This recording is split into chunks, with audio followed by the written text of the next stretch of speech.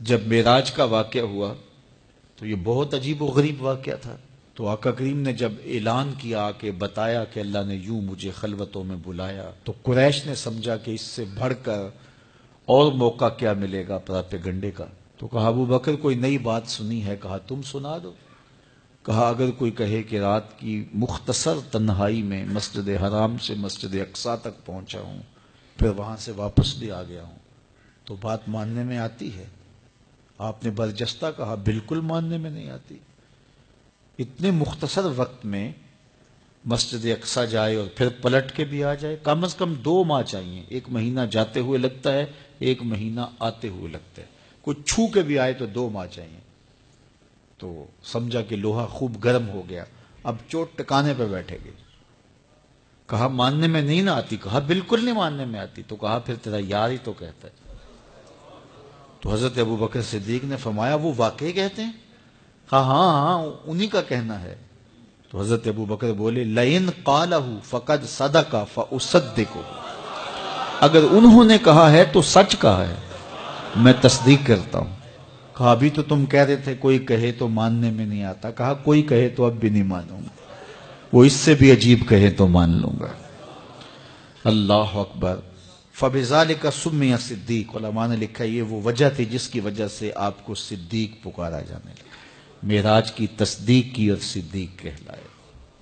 صدیق تصدیق سے بھی ہے، اور ساری زندگی آپ نے جھوٹ زبان پہ نہیں آنے دیا۔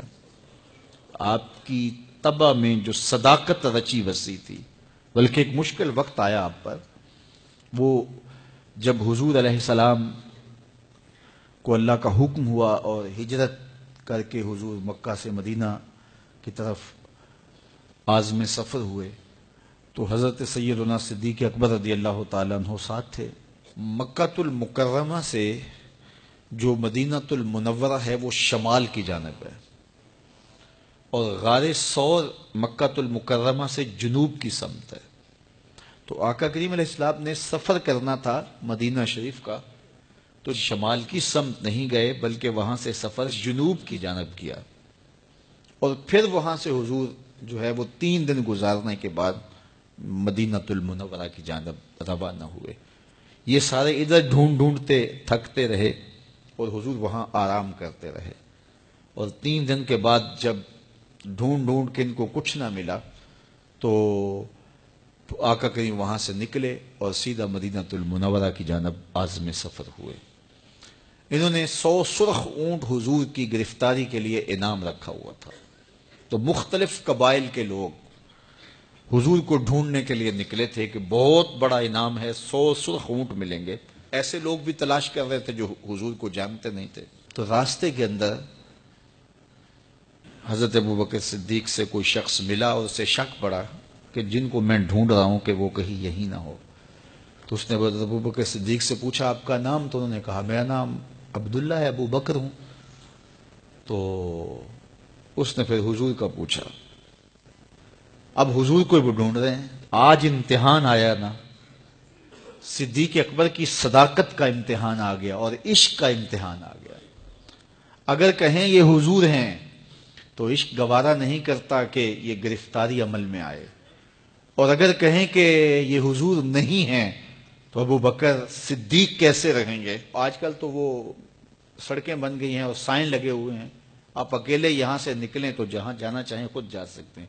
اس وقت تو پہاڑی راستے ہوتے تھے، یا تو لوگ قافلوں کے ساتھ چلتے تھے، اور اگر کسی کو ہنگامی طور پہ اکیلے جانا پڑتا تو وہ گائیڈ ساتھ لیتا جو راستے بتاتا۔ اس کو عربی میں ہادی کہتے ہیں، ہادی، رہنما، گائیڈ جو راستہ بتاتا۔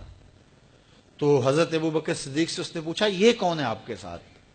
تو حضرت ابوبکر صدیق بولے ھذا ہادی یہدینی الی صراط المستقیم، یہ میرا ہادی ہے جو مجھے سیدھی راہ پہ چلا رہا ہے۔ تو وہ سمجھا یہ وہ والا ہادی ہے، لیکن حضرت ابوبکر صدیق دل و قلب و نگاہ کا مرشد قرار دے رہے تھے حضور کو۔ کہا یہ وہ میرا ہادی ہے جو میری دنیا بھی سیدھی کر رہا ہے، میری آخرت بھی سیدھی کر رہا ہے۔